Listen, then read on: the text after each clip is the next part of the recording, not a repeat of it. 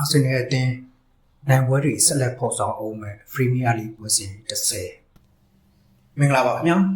ကျွန်တော်တို့ရဲ့ဗာမီကန်နာ YouTube နဲ့ TikTok အကောင့်တွေကြိုဆိုလိုက်ပါတယ်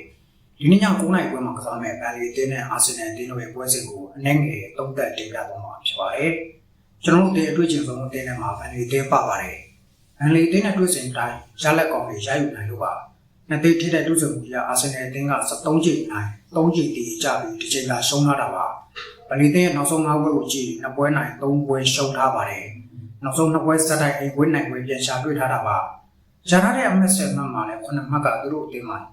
အိမ်ပွဲမှာရယူနိုင်တာပါစကောပါအိုင်ဘန်လီအသင်းကခန်းစစ်ကစားပြီးတန်ပြန်ကောင်းတာဆောင်းဆော့နိုင်ပါတယ်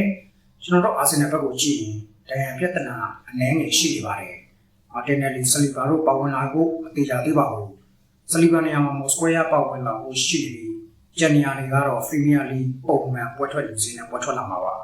အာဆင်နယ်အသင်းနောက်ပွဲချန်ပီယံလိပွဲစဉ်တွေနဲ့စလာဗီယာဘရက်တင်ကိုဂရီးနိုင်ငံမှာတွားရောက်ကစားရမှာလည်းဖြစ်ပါတယ်အာဆင်နယ်အသင်းစောစီကိုတွားရသွားရှင်တော့လူစားလဲမှုတွေပြုလုပ်သွားပြီးပွဲထိန်းသွားမဲ့ပွဲလည်းဖြစ်ပါတယ်စကောပါကိုင်းရဲ့ဘန်လီအသင်းကိုကျွန်တော်တို့အာဆင်နယ်အသင်းမခက်ခဲတော့ပါဘူးအသင်းကိုပြတ်မပြတ်စောင့်ကြည့်ရမယ်ပွဲလို့ကျွန်တော်ကတော့မြင်ပါတယ်အသင်းငယ်တွေနဲ့ဂိုးမီတက်တဲ့ဗီတာဂျော့ဂရက်ကိုတွင်းနိုင်မလားစောင့်ကြည့်သွားရမှာပါခမန်းရလက်အနေနဲ့ကျွန်တော်ကတော့ C2 C3 လောက်ခံမှန်းထားပါတယ်ကျေးဇူးအားပေးသူတိုင်းကိုလည်းကျေးဇူးထူးပဲတင်ရှိပါတယ်ကျွန်တော်ကတော့ CK ပါ